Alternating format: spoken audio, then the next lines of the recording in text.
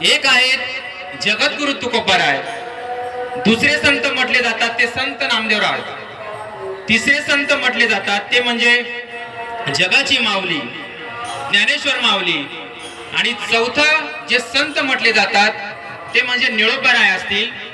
आणि पाचवे संत, ज्या पाचव्या संतांना ज्या खूप मोठं महत्व सांगितले जात आहे, ते पाचवे संत म्हणजे शांती ब्रह्म एकनाथ महाराज, श्री क्षेत्र पैठण संत एकनाथ महाराज. या चार चरणाच्या अभंगामध्ये सांगतात, मी श्री संत एकनाथ जनार्दन स्वामी यांचा शिष्य, आणि एका निवृत्तीनाथाचं काय करतो, वर्णन करतो. कसं वर्णन करतो? धन्य धन्य निवृत्ती देवा, काय महिमा वर्णावा, शिवे अवतार धरोनी, केले त्रिलोकी पावन. एकनाथ महाराजांनी 2 वेळेस धन्य धन्यता मानलेली आहे.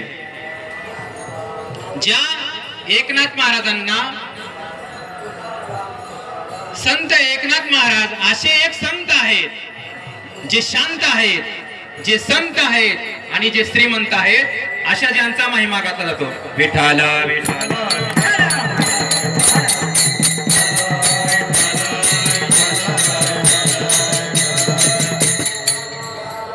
असे पैठण निवासी असणारे संत एकनाथ महाराज संत निवृत्तीनाथांचं वर्णन करतात की धन्य धन्य निवृत्ती देवा, काय महिमा वर्णावा, की निवृत्ती देवा तुम्ही एवढे धन्य आहात की तुमचा जो महिमा आहे तो मी काय वर्णू, किती वर्णू, माझे शब्द अपुरे पडतील इतका तुमचा महिमा वर्णन करण्यासाठी माझी तितकी पात्रता नाही, पण तरीही मी ते तुमचा महिमा या अभंगाद्वारे वर्णन करतो.